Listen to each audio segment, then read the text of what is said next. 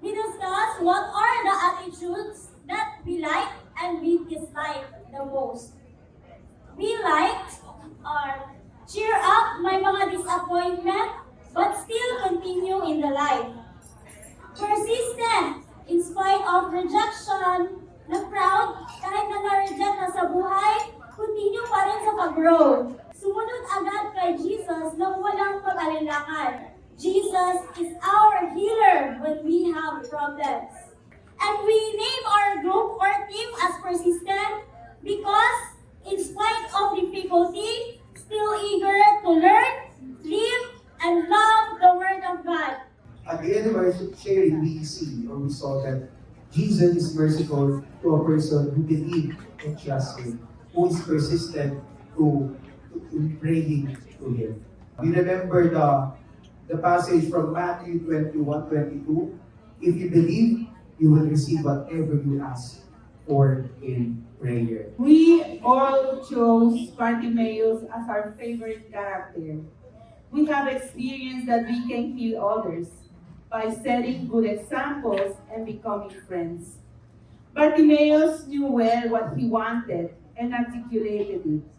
The will of Jesus and his will met. The same happens with us. He knows what I want, and he knows that I want to be healed. And he did so. Even though some of us have experienced rejection from other people, we have been healed and not giving way to the envy and bad feelings. God called me, God called us, so I could overcome the rejection. Be open and really live the moment.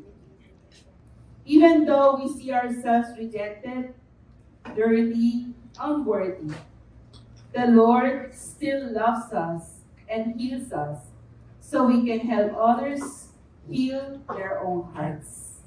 Kahit na may rejection po tayo, always and everywhere, we will pray to God because God knows best for us. Alam po naman natin, habang nabubuhay tayo, maraming mga ganyan, maraming mga rejections. Pero, kailangan pa rin yung ating strong faith in God. So, thank you so much. Ang pangalan po namin grupo ay Happy High Five.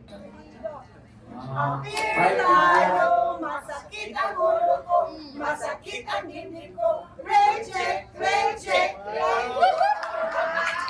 Happy tayo, masakit ang ulo ko, magaan ang dibdib ko, happy, happy na tayo. Jesus loved all of us.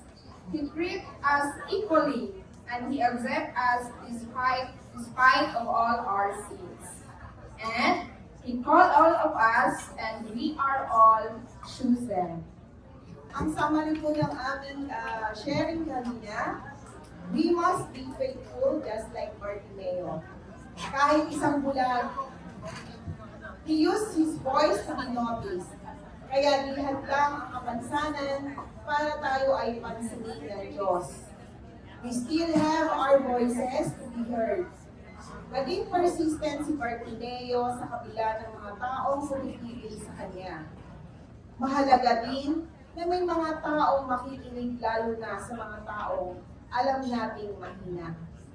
Higit sa lahat, may mahabagin at mapagmalasakit na Diyos na handang tumugon sa lahat ng ating mga panaghoy. Just like Jesus in the story as compassionate God. Hindi po dapat tayo maging judgmental at isipin mas superior tayo kaysa iba. Dahil anuman ang taglay natin sa buhay, lahat ay galing sa Diyos. We must not reject people. Always be humble, treat people fairly, be compassionate, most of all, be faithful. We are from Zamboanga City, Zamboanga del Sur. I will first present to you the summarized answer or summarized highlights during our Bible sharings. The word is makulit. Bartimaeus was makulit in a negative and a positive. Because a makulit can be desperate. And makulit can be persistent. Same with the answers of the previous groups.